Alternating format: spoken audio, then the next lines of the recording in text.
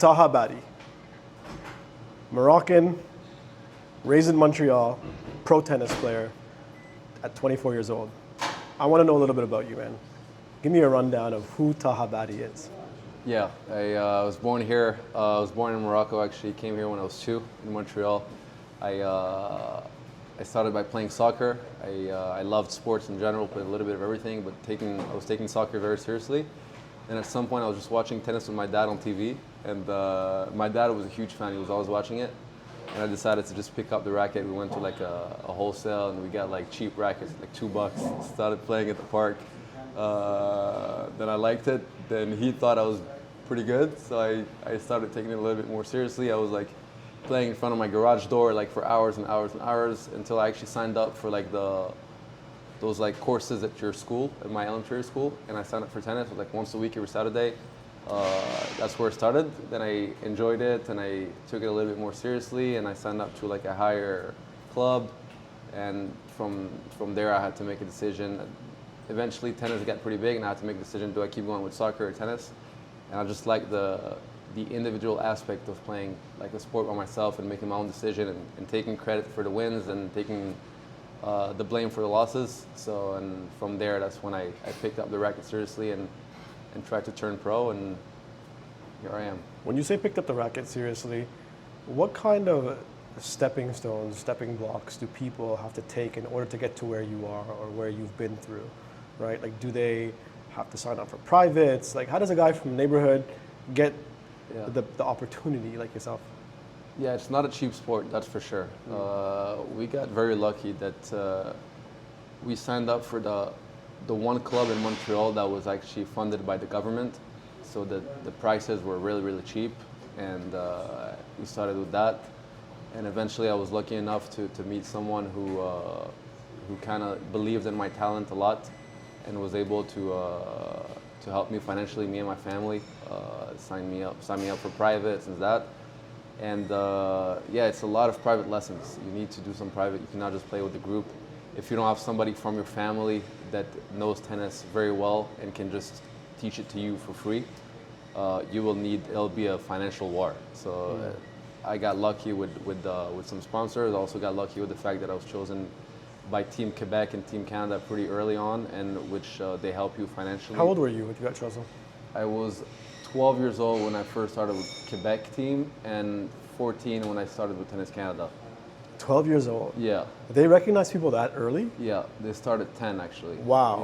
Yeah, U10s, that's when they start recruiting. This might be a silly question, but like, how do you differentiate a 10-year-old, like a good tennis player from a great tennis player? Yeah, right? That's a good question, but it's always a gamble. I mean, I think from all that team that I was playing with, I think maybe one guy still plays, and it's actually Gabriel Diallo. He's top 30 in the world right now. Wow. Okay. But all the 12 other players are all done. So I think you just take a little bit of a gamble. You trust your eye. You see a little bit of personality traits that can match with competitive professional players eventually.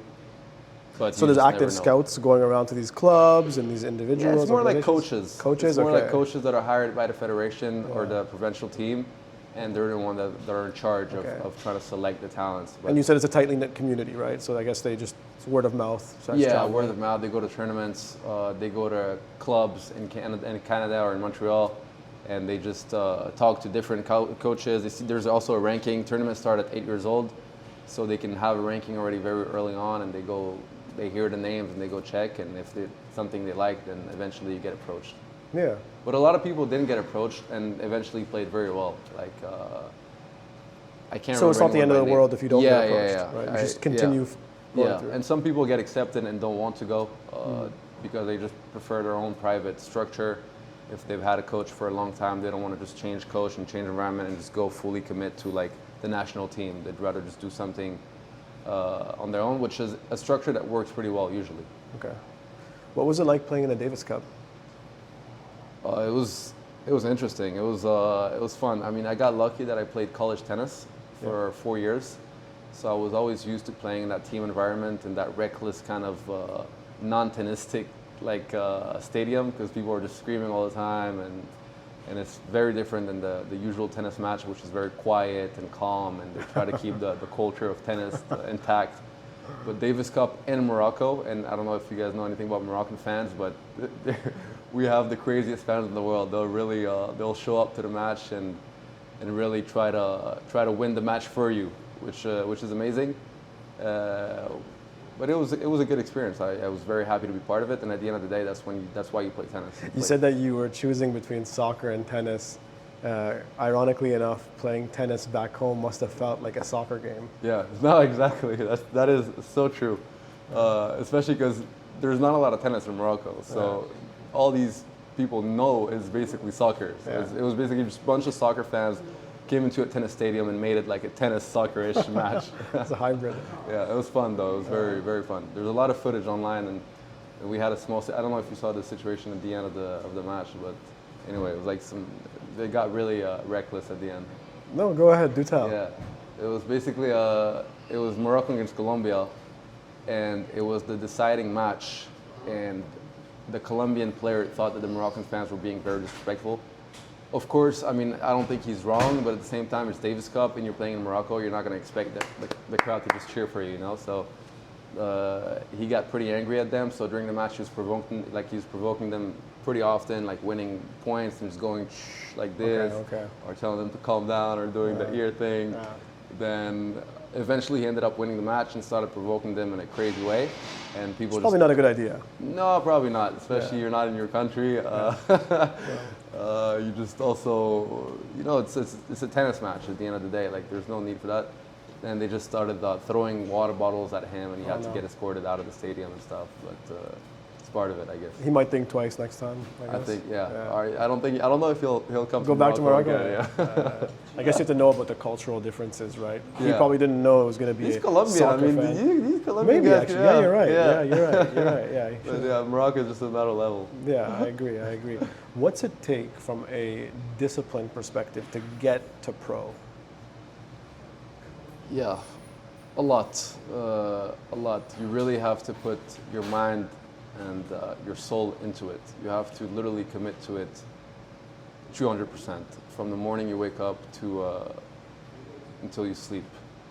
And I wish it was something that I understood a little bit earlier, because at the start you're doing it just because you're, I guess, talented and you can see that you're pretty good at the sport and you're just playing carefree. But if you want to take it to the other level and be like in the top 100, it has to be like a 10-year plan where you're just doing everything fully. From the moment you wake up, the moment you start eating, the moment you come into practice, the warm-up before practice, the 5-10 minutes of the warm-up during the court, after practice, the pre-meal, the snack after practice. Just everything, you have to do it consciously, and you have to commit to it. And you have to a little bit, I see it kind of of a trade-off. You have to trade off the easy life, like the good life. You have to assume the consequence that you're not going to be with your friends all the time. You're not going to be with your family. You're not going to be the happiest. You know, when you're training 6 hours a day, and you're coming back home and you have to do it all over again tomorrow and all over again tomorrow, and you're not near your family, then it's a sacrifice. It's interesting because a lot of people see professional athletes or people who've succeeded, and they think that they've achieved freedom in a sense. Yeah. But in reality, it's actually they've given up a lot of freedom to get to where they are. That is 100% correct. Yeah, I mean, people only really see what's on TV, and that TV is probably a 2-hour match compared to hundreds and thousands and thousands and thousands of hours that they don't see. And those hours that they don't see are the ones that are difficult, or the ones that there's no adrenaline, there's not a crowd pushing you, there's not the cameras everywhere, the people that the pretty girls in the stadium watching you. You know, those are the tough hours that people don't see. So I feel like a lot of people envy the life of an athlete, but they don't envy his lifestyle, which is two complete different things. Of course, it's fun to have a lot of followers on Instagram and have a lot of money, but and I'm not saying that for me, but I'm saying for really the top 100, I'm still at a level where I have to get my ranking a little bit higher. But well on your way. Yeah, I hope so. And they see that and they think that, wow, it must be nice. But if they actually saw the exact structure that it takes to get there, I don't think a lot of people would sign up for it. Do you have to become comfortable saying no to friends, families, outings? And at what age did you learn you have to say no? Yeah, I learned it a little bit too late, if I'm being fully honest. I learned it at 19, my third year of college. I went through my first 2 years in college, and I was not playing very good. My priorities were not intact, and I could see like my results like going a little bit downwards. Even my relationship with myself, I was pretty happy off the court, but on the court I was not really happy because I was not really training properly. So you don't get the result you want when you're not training properly, and it's tough to be happy as a competitive person. And I made a transfer of universities, and that's when I started committing to it. I was like, okay, I'm doing a fresh start. I'm starting all over again, and I'm doing everything correctly, and I'm going to put all my eggs in one basket and fully commit to the process. And that's when I understood a little bit what it took. Did you make the decision consciously before switching, or once you got to the university? It was in the process of switching. So I committed to the other school. So I had a summer in between, and that's when I decided, okay, whenever I get to Kentucky, that was my second school, I'm gonna just do everything correctly and give it a shot. I cannot say I want to be a professional athlete if I'm going out at night, not eating properly, not training properly, and getting angry at the results. But of course, the results are not going to be there if you're not doing the sacrifices for. And that's when I understood. And when you're doing it, you understand what it actually means. Because it's easy to hear, oh, you just got to work hard, you just got to trust the process. But those are sentences that are very cliche and that you've heard your whole life. But it's when you're doing it, and it's like you feel how difficult and how tense it is to keep it up, and you have to do it again and again and again. That's when those sentences that you've heard from a long time start like clicking in. They're like, oh, that's what they meant by working hard. That's what they meant by sacrificing.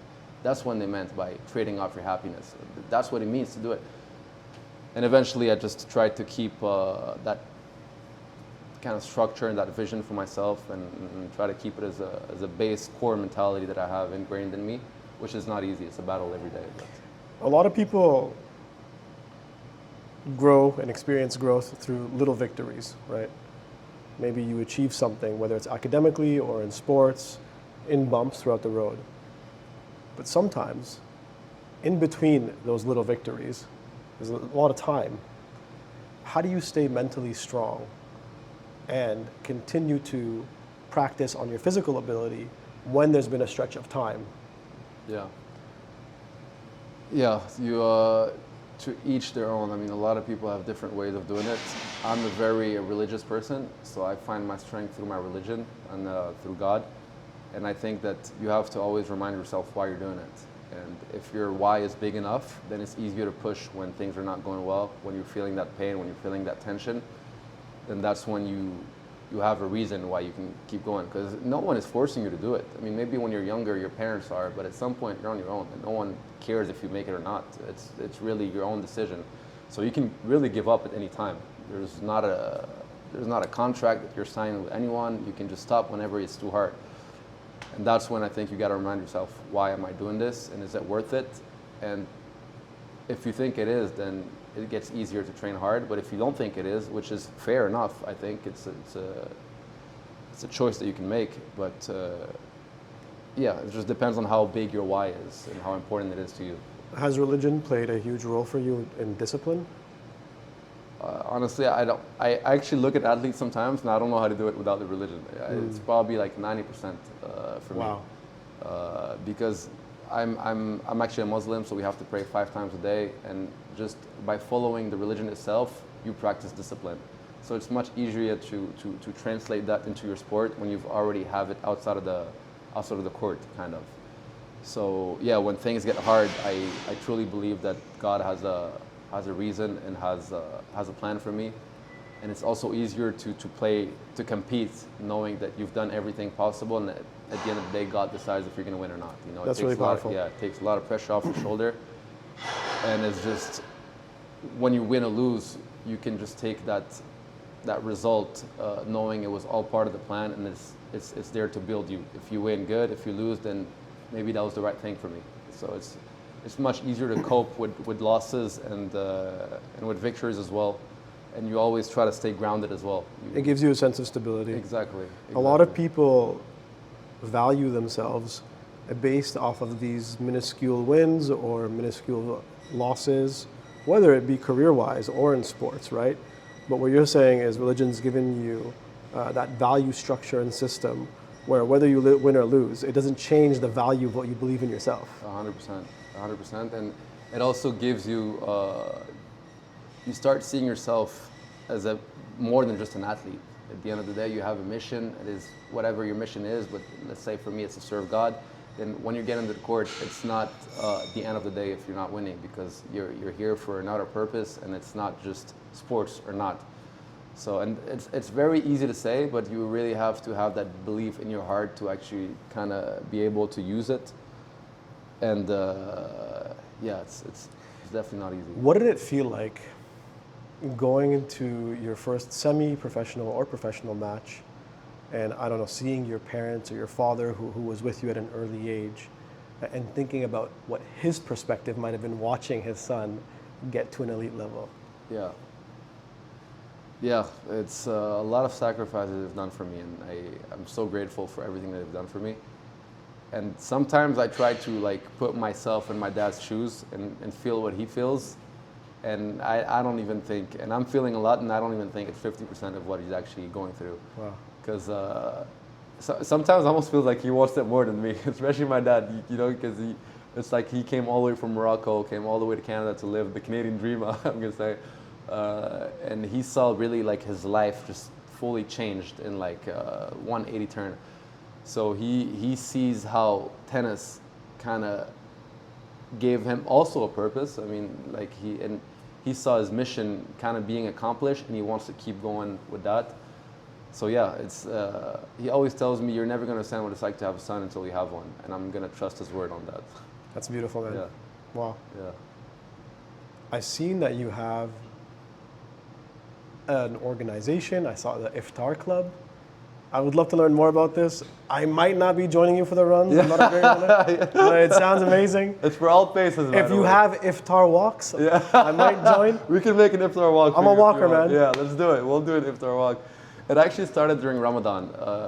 I was a little bit injured, and I had 3 tournaments planned. And during that period, I always kind of struggled with the Ramadan and the trainings, and do I play tournaments? Do I not play tournaments? Do I train fully? Do I not train fully? So I just decided to just commit to Ramadan and come back to Montreal, and I signed off the tournaments. I didn't play any tournaments for those 3 weeks, only one actually that was here in Montreal, so it wasn't too bad. And I decided, and I just asked myself, what can I do for my community? Like, I feel like right now I'm not playing too much tennis, so I can kind of put my brain into something else. And I just decided to post a story, who would want to run before Maghrib, before the time where we break the fast. And a lot of people said, yes, I would be down. Good For the ones who don't know, can you give us the time of the day that is? Yeah, that was around 7:30 p.m. And basically you have to fast from 5 in the morning till 7:30 p.m. So I decided to ask, would people be interested? And a lot of people said yes, yes, yes. Then my friend that is a cameraman also said, hey, if you want me to jump in, I can do it with you. And I said, let's do it. It was Thursday night. They said, I really want to do one for Sunday, so we can do every Sunday for the rest of the Ramadan. And we started, and I think the first edition, 16 people came. And we decided to kind of bring the food, and we couldn't find any sponsors because it was too short of a notice. It was Thursday, Sunday, and it was just very hard to even know how many people were going to show up. So my mom cooked the food, and I went and got some fruits and stuff and some water. And 16 people showed up for the first one. Then the second one, the word kind of spread. I think it was 35. Then the third one was, I think, 70. And the last one was 85. And I was like, wow, that's pretty fun. And we were able to find sponsors, and people were breaking their fast together. And I decided that, actually, I didn't really decide it. I thought it was just going to be a Ramadan thing, and so many people were texting me, hey, like I really like this club. Can we do it after Ramadan? Of course, I was traveling for tournaments, so it was a little bit difficult. And right now I'm going through a stress fracture here in my bone, so I decided to come back home and do my rehab here. And I decided to run back the club. And yeah, thanks to God, it's working pretty well. We have, yesterday we had more than 80 people show up. And yeah, everyone is welcome. It's a really community kind of run, and if you want to just kind of get out of your comfort zone and meet some nice people, it's the best place to do it. And we run every Sunday at 9 a.m. Sounds like an amazing organization. Yeah. Where can people reach you? Like, how can they find this club? On Instagram, it's the Iftar Run, TheIftarUn.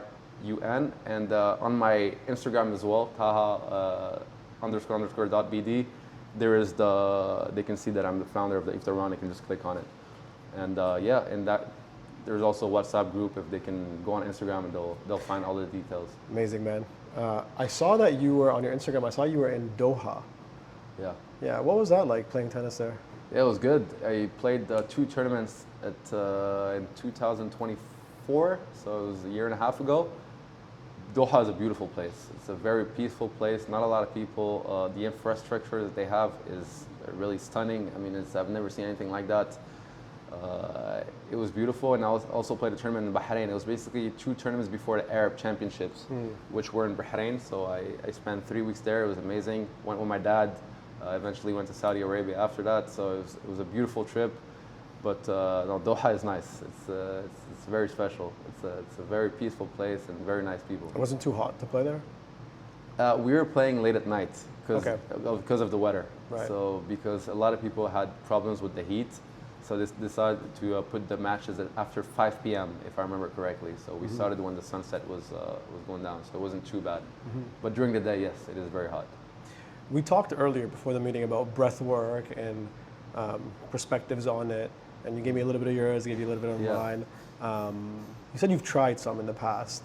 Are you open to trying breath work? Have you had any coaches talk to you about breath work and what it could do? Yeah, I've tried it before, and I saw the benefits of it right away, but I really never had a structure with it. I just never know. I just heard that it was good. Some of my friends were doing it. They were saying that it was life-changing, but I just never fully had a game plan of, okay, this is how I'm going to do it, and I'm going to stick to it no matter if I feel the effect or not for 90 days, let's say. But I know it's something that is life-changing. I have a lot of friends that have made it in the highest level, and they will give credit to breath work, which is very impressive. I think a lot of people, as we said earlier, sometimes get turned off by the word, right? Yeah. Or they think it's gimmicky, etc. But if you look at it from a biological perspective, like we work out our arms, we work out our legs, we even work out our brains when we read things. Why not work out our lungs and the main support 100%. system for our cardio? 100%. No, yeah, that's I fully agree with that. It's just sometimes a lot of people, they think that the effects are going to be right away, but you have to stick to it to actually. It's like in tennis, you cannot just practice once or twice then play good. You have to literally do a whole 3 months plan, and that's when it starts kicking in. But I've tried. I actually did a session with the Apex meditation, and I loved it. I did the food one. I think it was 3 days ago. I overate crazy. I was like, oh, I need the food one right now. I need the discipline for food. And I felt good. It made me hate the feeling of overeating. I thought it was great. I was fully locked in for the 10 minutes. I closed my eyes, and I was hearing what Firas was saying, and I thought it was very, very impressive. And I haven't overate since then, if I'm being fully honest. Shout out to Firas Zahabi. Yeah. He really wanted a food discipline category in Apex. People don't understand how hard it is to be disciplined with food. Especially as an athlete, you work so hard the whole day. So sometimes your whole comfort comes to like, oh my God, I can finally eat. And it's so easy to just overeat because you've been sweating and burning thousands of calories, and you think that you can just kick in double the calories that you've been burning. So no, it is hard. And I feel mentally sharper when I'm eating right. Like I feel like a lot of my discipline comes from just my first meal, my second meal, my third meal. If I'm overeating, then it's easier for me to just my focus and my practice is not going to be the same. My relationship with my friends are going to be a little bit different because I think a lot of it starts from the food. What's a typical day for you food-wise? Like, are you a person who skips breakfast, eats breakfast? Like, what's a typical day? Yeah, I've tried different methods, but right now I'm having light breakfast, which means 3 or 5 dates with some nuts, and I try to hydrate as much as possible. And I like coffee a lot. Then after my first practice, then that's when I'll get my protein in and my carbs. Then depending on how heavy my second practice is going to be, then I'll get a third meal. If not, then I'll get a third meal, but very lighter. So I just try to keep things moderate. But I tried intermittent fasting. It's just very hard. We burn a lot of calories, and it takes a lot of times for your body to get used to it. So it's not easy. But I just try to eat whole food and eat whatever the nature has given us, and to not be too big on the sugar, and to try to keep it Not balanced. overfill. Yeah, exactly. Yeah, and not eat too much. Yeah, that's a big one. That's a problem I have. That's why I'm going to join the Iftar Walk Club. Yeah, let's do it. You can also fast for that day if you It's want true, to. yeah. Just break the fast with us. How's rehab going? Pretty good. It's slowly but surely. I am out for 4 to 6 weeks. I'm on my 5th week right now. Let's see if I'm going to be ready in 2 weeks. I think it's getting better, but I have to do another ERM, MRI, so I'm going to have to see, but it's going slowly but surely. Is that a common injury with tennis players, I would assume? Because of The one that I have is actually, they said they've never seen anything like that. It's in my clavicular bone, which is usually a fracture that happens when you fall or somebody hits you or you get pinched by something, which was not the case for me, so they think it was just overused. And it's also caused by stress. If you're playing a lot of tournaments and you're under pressure a lot of the time, your bones sometimes get a little bit more fragile, and I think it was an overused injury. But what are typical tennis injuries? A lot of elbows, a lot of wrists, especially now. Wrists are a big one. You see the knees, you see the ankles, but I would say wrist and elbows are probably the two most common ones. Because if you put it like a slow motion forehand, you see how much the wrist is involved and how much the elbow is involved, and there's so much rotation, and the matches are so long, and the balls are getting lighter and lighter, which means like that you have to swing harder. So it's a long season. We're playing 11 months out of 12 months, so eventually your body just can't keep up. So that's why it's so important to do all the boring stuff, the rehab and all of that. How many matches does a person have typically, like in a month or a week? Usually people play 35 to 40 tournaments a year, and depending on how you do in that tournament, sometimes it's 5 matches that week, sometimes it's 2, sometimes it's 3. So I would say about maybe 15 matches per month. And sometimes each match can go much longer than the other. It can like this morning we had a match in French Open go 5 hours, 5 hour long. So yeah, it's brutal. That is brutal. Yeah. That is brutal. Yeah. Taha, what do you think, and this is a bit of a vague question, but I just want to get your perspective. What do you think confidence is? That's a good question. I think it's accumulative proofs that you can do something. It's by doing so many hard things over and over and over again, you kind of start to have that trust in yourself that you can do it. And I think that's when the confidence starts kicking in.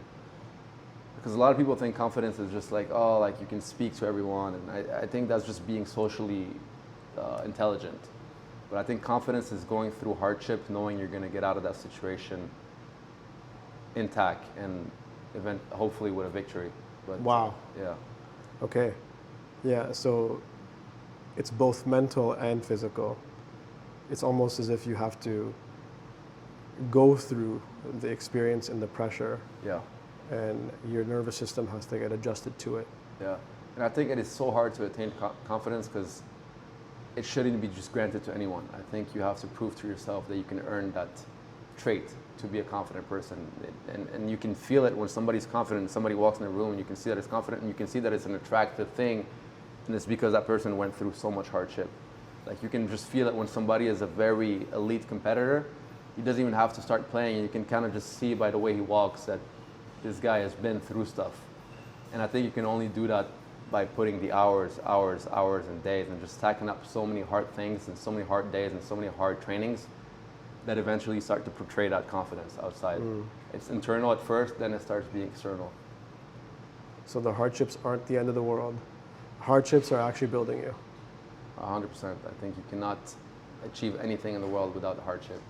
You should probably be happy that you're going through hardship, because that means something good is coming. You should welcome it. You should welcome it. Yeah, You that's should incredible. welcome it. Yeah. Taha Baadi, man, thank you for coming.